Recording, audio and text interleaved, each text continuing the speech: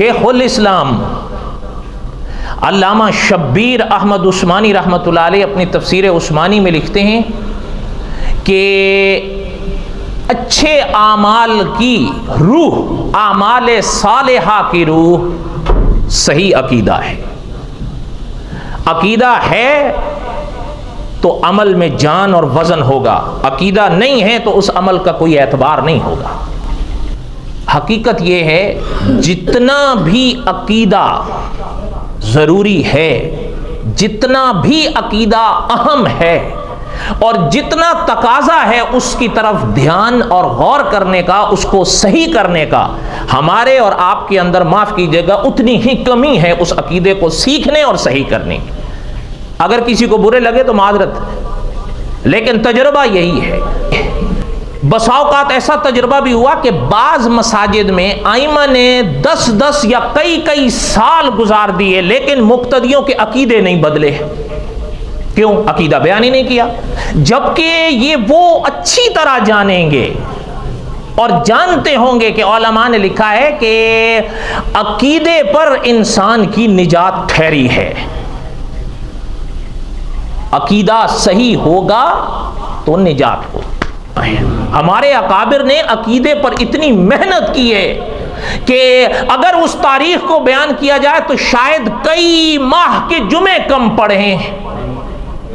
اور ہمارے اکابر کی ایک تاریخ رہی ہے، عقیدے پر ہمارے اکابر نے کبھی سودے بازی نہیں کی۔ دنیاوی لحاظ سے جتنی مرضی ترقی کر جائیں، ہمارا عقیدہ غلط نہیں ہونا چاہیے۔ اور کریں یہ خدا نہ کرے اگر کہیں میرے دل میں یہ خیال آتا ہے کہ مجھے آخرت میں میرے پیر بچا لیں گے، مجھے آخرت میں میرے مرشد بچا لیں گے، یہ جھول ہے کہ اللہ نے فرمایا میرے نوح ہم نہیں دیکھتے کہ کون خان ہے کون پٹھان ہے، کون سید ہے کون مرشد ہے، ان اکرمکم عند اللہ اتقاکم، اللہ کی میزان میں تقوی تولا جاتا ہے۔ اور حضرت نے اپنی دوسری کتاب تفسیر مکی کی دوسری جلد میں لکھا ہے کہ تقوی کے 3 درجے ہیں، ان میں سے پہلا درجہ تقوی کا ہے عقیدہ۔ عقیدہ صحیح ہے باقی اعمال کا اعتبار ہوگا، عقیدہ غلط ہے باقی اعمال کا کوئی اعتبار نہیں ہے۔ لیکن میں چلتے چلتے ایک بات کہوں معذرت کے ساتھ، اگر یہ باتیں کوئی عالم پڑھے آپ کو اور ہمیں سننی چاہیے یا نہیں،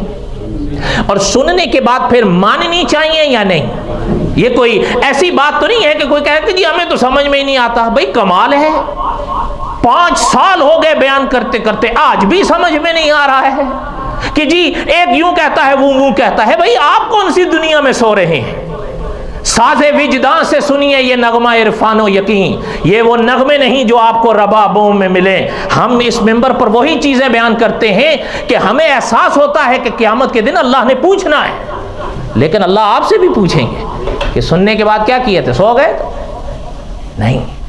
اگر ہمارا عقیدہ وہی رہا تو پھر تو جھول ہے، لیکن اگر عقیدہ غلط ہے اس کی اصلاح کی تو پھر کمال ہے یا نہیں؟ ہمیں کسی سے ذاتی دشمنی نہیں ہوتی، یہ یاد رکھیے گا۔ اگر میں مناظر ختم نبوت مولانا منظور احمد چنوٹی رحمۃ اللہ علیہ کے الفاظ لے رہا ہوں، اگر میرا باپ بھی غلط عقیدہ رکھتا ہے تو مجھے اس کو بھی غلط کہنا چاہیے یا نہیں کہنا چاہیے؟ یہ کوئی کمال نہیں ہے، یہ تو بالکل وہی بات ہے کہ جیسے میں نے ابتدا میں عرض کیا کہ صاحب قصص الانبیاء فرماتے ہیں کہ بعض ائمہ کو دیکھا کہ ممبروں پر 10 کئی سال گزار دیے لیکن مقتدیوں کے عقیدے میں رتی بھر فرق نہیں آیا۔ کیوں؟ وہ یہاں سے سنے حضرت نے عنوان قائم کیا ہے تقریروں میں نرمی کا نقصان۔ کیا ہے؟ تقریروں میں نرمی کا نقصان۔ یہ عنوان مفتی امداد اللہ انور صاحب کا ہے۔ ذرا الفاظ حضرت شیخ محمد مکی صاحب دامت برکاتہم، آپ مجھ سے بہتر ان کو جانتے ہیں، جو استاد ہیں مسجد حرام میں، حضرت شیخ العرب والعجم کے الفاظ مفتی امداد اللہ انور صاحب یہاں لا رہے ہیں۔ حضرت فرماتے ہیں یہی وجہ ہوتی ہے کہ بہت سارے دوست اہل علم علماء ہم نے دیکھے ہیں کہ 30 سال تک لوگ ان کے پیچھے نماز پڑھتے رہ گئے لیکن کسی کا عقیدہ نہیں بدلا ہے۔ یہ وہی الفاظ ہیں یا کوئی اور ہیں؟ اور بولو تو صحیح یار۔ اب آگے سنیں، فرمایا کسی کا عقیدہ نہ بدلا کہ کبھی عقیدہ بیان ہی نہیں کیا۔ بیان ہوگا تو شاید کوئی ایک آدھ کا بدلے گا. جب عقیدہ بیان ہی نہیں کیا, کبھی فضائل بیان کر دیے, درود شریف کی فضیلت, کبھی رمضان شریف کی فضیلت, کبھی مکے کی فضیلت, کبھی مدینہ منورہ کی فضیلت, کبھی حضرت ابو بکر رضی اللہ تعالیٰ کی فضیلت, کبھی حضرت آدم علیہ الصلوۃ والسلام کی فضیلت, کبھی شان محمد الرسول اللہ صلی اللہ علیہ وسلم, اور کبھی کبھی پیغمبروں کے میلاد منانے بھی شروع کر دیے. عقیدہ کہاں بدلے گا؟ اب یہ الفاظ میرے ہیں یا مکی صاحب کے ہیں؟ اچھا, اب جو کہے الیاس غلط بولتا ہے, اس کو چاہیے مکی صاحب کا بھی مکی صاحب کی بھی تردید کرنی چاہیے یا نہیں کرنی چاہیے؟ یہ ممبر, اچھا یہ بھی اپنا بعض حضرات کو یہ ہوا نا کہ جی ذرا نرم ہونی چاہیے, بالکل ذرا رواداری بھی کسی چیز, اور جی ذرا وسعت قلب بھی تو کسی چیز کا نام ہے نا. اور بھائی کس چیز کا نام ہے یہ آپ بتا دو. کہ جی ہمارے فلاں مولوی صاحب کہتے ہیں کہ ممبر پر عقیدہ بیان نہیں ہونا چاہیے. اچھا جی کہاں بیان ہونا چاہیے؟ کہ جی درسگاہ میں بیان ہونا چاہیے, ممبر پر نہیں ہونا چاہیے. اچھا وہ کیوں؟ کہ جی اس سے امت میں اختلاف ہوتا ہے, امت میں اتحاد ہونا چاہیے, پیار ہونا چاہیے, سارے اپنے بھائی ہیں, بس ذرا میٹھی نرم بالکل تاکہ سارے خوش ہو جائیں. اگر مجمع شیعوں کا ہے اہل بیت پہ تقریر کر دو, مجمع اگر بریلوی مسلک کا ہے حضور کی شان اور اولیاء کی شان پر تقریر کر دو. اگر مجمع جو ہے نا وہ ذرا توحید والوں کا ہے تو پھر کھل کے توحید پر تقریر کرو. میں آپ سے پوچھتا ہوں, جو آدمی اس طرح کی تقاریر کرے گا کیا خیال ہے آپ کے بارے میں؟ پاس ہے؟ او بولو تو صحیح یار, آخر اللہ تعالیٰ نے آپ کو بھی فہم بخشا ہے. یہ کیا ہے؟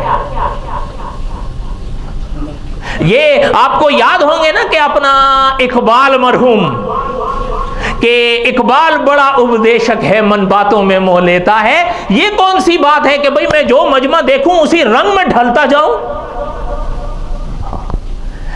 یہ ہمیں نہیں آتا. ہمارے اکابر نے جہاں عقائد کو کتابوں میں مدون کیا اور کروایا ہے, وہاں ہمارے اکابر نے عقائد کو ان ممبروں پر بیان بھی کیا ہے. اور کرنا چاہیے یا نہیں کرنا چاہیے؟ اس لیے کہ اگر ممبر بیان نہیں کرے گا آپ کیسے سیکھیں گے؟ آپ تو کبھی درسگاہ میں جائیں گے نہیں. آپ جائیں گے؟ مجھے 5 سال ہو گئے اس مدرسے میں درس دیتے تھے, آج تک ایک آدمی نہیں بڑھا میرے درس میں. کیوں؟ جتنے تھے ہم وہی ہیں. لیکن جمعے میں چلیں, آپ اصل میں تو آتے ہیں, آپ معاف کیجئے گا, انڈائریکٹلی. کیسے؟ نماز پڑھنی ہے, آ گئے بس ٹھیک ہے. اگر جمعے کی نماز آپ پہ فرض نہ ہوتی آپ نے آنا تھا. سچ بولنا, جھوٹ نہیں بولنا, سوال ہی نہیں پیدا ہوتا. اس لیے کہ وہ بائی چوائس والی یہ بات نہیں ہے, بائی چانس والی بات ہے. آپ آ رہے ہیں جمعہ پڑھنے, ٹھیک ہے جی, کچھ جان کھپائے گا تو کچھ ہم بھی سن لیں گے, باقی اللہ اللہ خیر صلاح.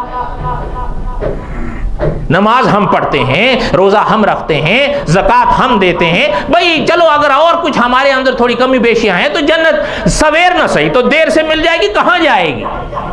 شام کو پیئیں گے, صبح توبہ کر لیں گے, رند کے رند رہیں گے, اور جنت بھی ہاتھ سے نہیں جائے گی. سوال ہی نہیں پیدا ہوتا. بلکہ ایک مجھ سے کہہ رہا تھا کہ جی حضور کی امت تو ہے ہی بخشی ہوئی. چلو جی پھر تو قصہ ہی ختم ہو. اچھا جب یہی بات ہے تو صحابہ کی ذرا تاریخ پڑھو. ممبر پر ہمیشہ ہمارے اکابر نے عقائد بیان کیے ہیں.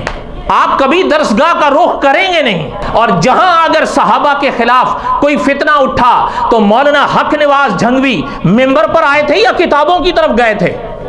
اور بولو تو صحیح نا, خدا کے بندو, مولانا جھنگوی مرحوم کی کوئی کتاب لکھی ہوئی ہاتھ سے میری نظر سے نہیں گزری ہے. آپ کی نظر سے گزری ہے تو مجھے دکھا دینا, میں آپ کا احسان مانوں گا. مولانا جھنگوی مرحوم نے صحابہ کے بارے میں عقیدہ کہاں بیان کیا تھا؟ ممبر پہ کیا تھا نا. اور پتہ ہے یہ جو کہا کہ چیز ذرا اتفاق یاد کریے, مولانا امیر عظیمت حق نواز جھنگوی رحمت اللہ علیہ کے یہ الفاظ ہمیں آج بھی یاد ہیں, جو درس کی صورت میں ہم نے پڑھے اور سنے. حضرت فرماتے تھے کہ خطیب اور عالم کی ممبر پر اس وقت ضرورت ہے جب حالات ہٹلر جیسے ہوں. اگر حالات صدیق اکبر جیسے ہیں پھر تو جناب کی ضرورت ہی نہیں ہے, پھر تو بیٹھ کے تسبیح پڑھو, پھر تمہاری کیا ضرورت ہے. یہ حضرت صحیح فرماتے تھے یا غلط فرماتے تھے؟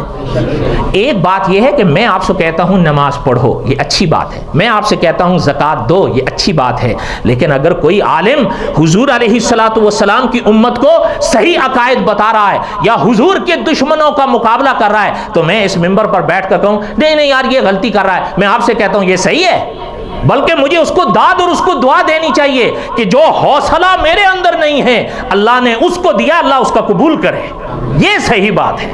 اگر ایک انسان آپ سے کہتا ہے نماز پڑھو، بہت اچھی بات ہے، میں آپ کو شاید نہ کہہ سکوں کہ نماز پڑھو، اس نے آپ سے کیا، یہ بہت اچھی بات ہے. لیکن ایک شخص اگر 11ویں کا دودھ پیتا ہے اور وہ شخص اس کو، ایک عالم اس کو کہتا ہے کہ یہ نہ پیو، یہ کمال ہے یا نہیں؟ یہ جرت کی بات ہے. اللہ تعالیٰ ایسے حضرات کو سلامت رکھے. دعا کریں اللہ تعالیٰ ہمیں صحیح عقیدہ نصیب فرمائے اور اللہ تعالیٰ ہمارے عقائد کو درست فرمائے اور اللہ تعالیٰ ہمارے عقائد کو قبول فرمائے. یاد رکھیے ہمارے اکابر نے ہمیشہ عقائد پر محنت کی ہے، تحریر کی صورت میں بھی، تقریر کی صورت میں بھی. عمل کا کوئی منع نہیں کرتا، لیکن عقائد کے حوالے سے عمل کو اتنا لے آؤ کہ عقائد سے نظریں ہٹا لو، یہ درست نہیں ہے.